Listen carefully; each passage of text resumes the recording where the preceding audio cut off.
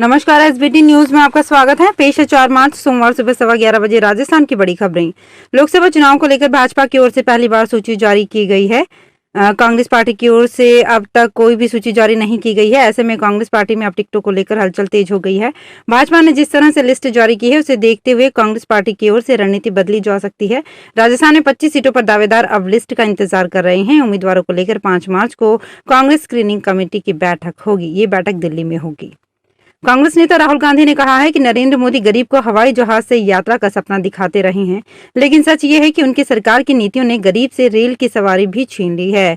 उन्होंने social media platform x पर कहा, हवाई चप्पल वालों को हवाई जहाज की यात्रा का सपना दिखा श्री मोदी गरीबों की सवारी रेलवे को भी उनसे दूर करते जा रहे हैं। हर साल 10% बढ़ता किराया, डायनेमिक फेयर के नाम पर लूट, बढ़ते कैंसिलेशन चार्जेस और महंगे प्लेटफॉर्म टिकट के बीच लोगों को एलिट ट्रेन की तस्वीर दिखाकर बहलाया जा रहा है, जिस पर गरीब पांव तक नहीं रख सकता।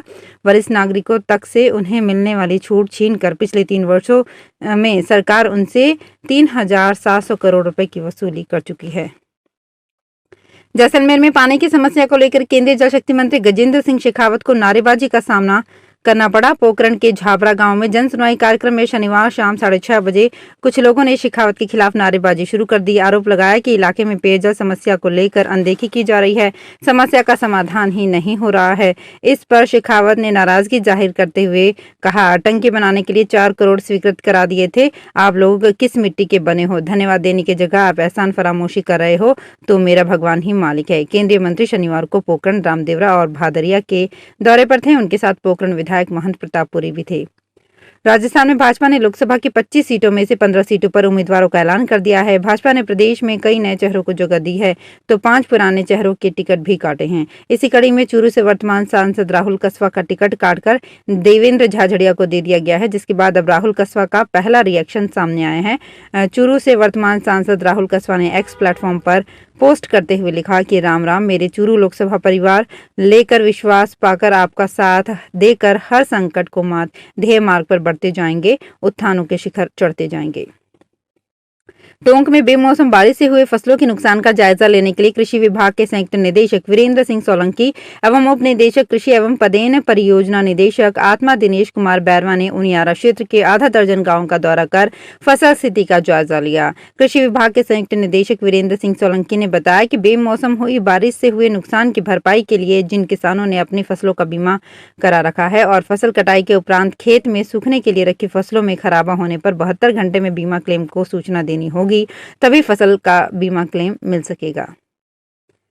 बीजेपी की ओर से शनिवार को लोकसभा चुनाव को लेकर पहली सूची जारी करने के बाद अब कांग्रेस में भी कवायद तेज हो गई है। कांग्रेस अलायंस कमेटी के सदस्य और पूर्व मुख्यमंत्री अशोक गहलोत दिल्ली दौरे पर हैं। अशोक गहलोत भारत जोड़ो न्याय यात्रा से ग्वालियर से रविवार सुबह सीधे दिल्ली पहुंचे। दिल्ली में alliance committee chairman Mukul Wasnik के आवास पर मुलाकात की, जिसके बाद अशोक गहलोत सीधे कांग्रेस मुख्यालय AICC पहुंचे। लोकसभा चुनाव 2024 की तैयारियां शुरू हो गई है। भाजपा ने राजस्थान के 15 उम्मीदवारों की लिस्ट जारी कर लोकसभा चुनाव का आगाज कर दिया है। इसके साथ ही राजस्थान भाजपा के सभी दिग्गज नेता अपने अपने क्षेत्र में सक्रिय हो गए हैं। उधर कांग्रेस पार्टी में भी तेजी आ गई है। भाजपा की पहली लिस्ट आने पर जयपुर में बीजेपी नेता सतीश पूनिया कहते हैं, इस सूची में पीएम मोदी द्वारा दिए गए लक्ष्य को प्राप्त करने का दृढ़ संकल्प है। बीजेपी 370 से अधिक और एनडीए 400 से अधिक जीतेगी। सतीश पूनिया आगे कहते हैं कि जारी इस सूची में पीएम मोदी का विजन साफ साफ दिखता है।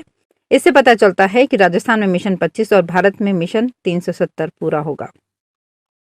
फर्जी पुलिस इंस्पेक्टर बनकर अवैध वसूली करने वाले राज्य स्तरीय गैंग का पुलिस ने पर्दाफाश करते हुए सरगना को कोटा ग्रामीण के मोड़क थाना पुलिस ने गिरफ्तार कर लिया है। थानाधिकारी योगेश कुमार ने बताया कि फरियादी मोड़क गांव का भरत कुमार ने रिपोर्ट दी। बताया कि वो दरा स्टेशन की तरफ से ट्रक लेकर मोड़क गांव आ रहा था। रास्ते में NH 52 पर अमझार नदी के पास 3 लोगों ने ट्रक रुकवाया, जिसमें एक पुलिस की वर्दी में था और 2 अन्य सादा वस्त्रों में थे। उन्होंने ट्रक के कागजात मांगे। गाड़ी के कागजात कंप्लीट होने के बावजूद उन्होंने गाड़ी जब्त करने की धमकी देकर रुपए मांगे, तो मौका देखकर वहां से भाग गया।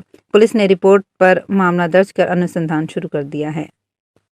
देश की सबसे बड़ी इंजीनियरिंग प्रवेश परीक्षा जेईई मेन के अप्रैल आवेदन प्रक्रिया जारी है। आवेदन के दौरान इस वर्ष स्टूडेंट्स का उत्साह देखते ही बन रहा है। रोज हजारों स्टूडेंट्स आवेदन करते दिखाई दे रहे हैं। अब तक 3 लाख से अधिक यूनिक कैंडिडेट आवेदन कर चुके हैं। ये ऐसे कैंडिडेट्स हैं जिन्होंने पहले जनवरी सेशन के लिए आवेदन ही नहीं किया था। स्टूडेंट्स की बढ़ती संख्या को देखकर एनटीए ने जेईई मेन अप्रैल सेशन की आवेदन अंतिम तिथि 4 मार्च रात 10:50 तक कर दिया है। राजस्थान में लोकसभा चुनाव को लेकर Bharatiya Janata party active mode में आ गई है। रविवार को बीजेपी की नई कार्यकारिणी और मोर्चा पदाधिकारी की बैठक हुई। इसमें पार्टी प्रदेश अध्यक्ष सीपी जोशी ने पार्टी वर्कर्स के साथ चुनावी रणनीति साझा की। उन्होंने कहा कि देश की जनता प्रधानमंत्री नरेंद्र मोदी के कामकाज से काफी खुश है। यही कारण है कि न सिर्फ राजस्थान की 25 सीट बल्कि देश में 370 सीटों पर भारतीय जनता पार्टी के उम्मीदवार जीत हासिल करेंगे। प्रधानमंत्री नरेंद्र मोदी की अध्यक्षता में केंद्रीय मंत्रिपरिषद ने विकसित भारत 2047 के दृष्टिपत्र और अगले 5 वर्षों की विस्तृत कार्य योजना पर विचार विमर्श किया। प्रधानमंत्री निवास पर आयोजित इस बैठक में लोकसभा चुनाव के बाद गठित होने वाली नई सरकार के 100 दिन के एजेंडे पर भी विचार विमर्श हुआ। राजस्थान विधानसभा अध्यक्ष वासुदेव देवनानी सोमवार को 1 दिवसीय दौरे पर बीकानेर आएंगे। आधिकारिक सूत्रों के अनुसार बीकानेर में कृषि विश्वविद्यालय और बीकानेर सिंधी समाज द्वारा आयोजित समारोह में भाग लेंगे। इसके बाद विधानसभा अध्यक्ष जयपुर लौट आएंगे। पश्चिमी विक्षोभ के प्रभाव से लगातार 3 दिन से बारिश का दौर चलने से फसलों को नुकसान हुआ है। टोंक जिले में रविवार सुबह अचानक से घना कोहरा छा गया। मौसम में फिर से गलन बढ़ गई है। शनिवार देर रात व रविवार सुबह रुक रुक कर तेज बारिश से सड़कों पर पानी बह निकला। बेमौसम बारिश किसानों के लिए आफत बनकर बरसी है। बारिश के चलते गेहूं जौ की फसल खेतों में बिछ गई, वहीं सरसों की फसल को भी इससे नुकसान पहुंचा है। श्री नाथ जी के पाटोत्सव के अवसर पर रविवार को नाथद्वारा में साहित्य मंडल परिसर में 2 दिवसीय ब्रज भाषा समारोह का शुभारंभ हुआ। साहित्य मंडल के भगवती प्रसाद देवपुरा सभागार में आयोजित पाटोत्सव ब्रज भाषा समारोह के पहले सत्र में विशिष्ट एवं विद्यार्थी रत्न सम्मान दिया गया। कार्यक्रम के मुख्य अतिथि साहित्य मंडल नाथद्वारा के अध्यक्ष एवं भागवत प्रवक्ता मदन मोहन शर्मा ने छात्र छात्राओं को संबोधित करते हुए कहा कि जीवन में कुछ प्राप्त करने के लिए बहुत कुछ खोना पड़ता है। राजस्थान में अजमेर डेयरी के अध्यक्ष एवं वरिष्ठ कांग्रेस नेता रामचंद्र चौधरी ने धौलपुर में भारत जोड़ो न्याय यात्रा में कांग्रेस नेता राहुल गांधी से मुलाकात कर अजमेर लोकसभा सीट से टिकट के लिए दावेदारी पेश की है। अजमेर जिले में सहकारिता एवं दुग्ध क्षेत्र में गत 30 वर्षों से काबिज श्री चौधरी ने श्री गांधी से शिष्टाचार भेंट कर उन्हें सूत की माला पहनाई और स्वागत किया। साथ ही अजमेर संसदीय क्षेत्र के जातीय समीकरण की तथ्यात्मक रिपोर्ट पेश कर सशक्त दावेदारी पेश की।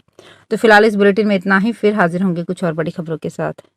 अगर आप भी अपने आसपास की छोटी बड़ी और महत्वपूर्ण खबरों से अपडेट रहना चाहते हैं तो सब्सक्राइब कीजिए हमारे चैनल एसपीटी न्यूज को और प्रेस कीजिए बेल आइकन पर।